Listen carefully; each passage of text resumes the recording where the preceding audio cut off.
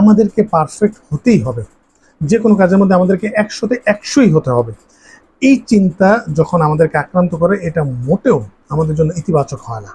বরঞ্চ যখনই আমরা এই চিন্তায় আক্রান্ত হই, তখন এর ফলে আমরা পারফেকশন প্যারালাইসিসে আক্রান্ত হই, এবং এই কারণে আমরা 3টি সমস্যার মুখোমুখি হই। 1 নম্বর সমস্যা হচ্ছে যে আমি যে কোনো কাজ শুরু করতে গিয়ে ভাবি যে এটা যদি 100% না হয়, এটা আমার দ্বারা 100% করতে পারবো না। এই যে 100% করার যে এই যে চক্কর, এই চক্রের মধ্যে আমি পড়ে আমি এই কাজটা শুরুই করতে পারি না। কোনো কাজই প্রথমে 100% হয় না, অবশ্যই কাজটা আপনাকে শুরু করতে হবে, কিন্তু 100% 100-এ 100 হতেই হবে, এই চিন্তাটা যদি আপনার মধ্যে ঢুকে যায়, তাহলে আপনি কোনো সময় কোনো কাজ শুরুই করতে পারবেন না।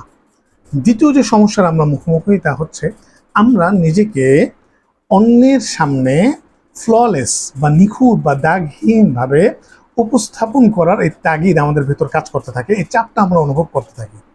3 নম্বর সমস্যা হচ্ছে যে আমরা কোনো কাজে যথেষ্ট ভালো নই, আমি এই কাজটা খুব একটা ভালো করতে পারছি না, এই চিন্তাটা আমাদের মধ্যে গ্রো করতে থাকে।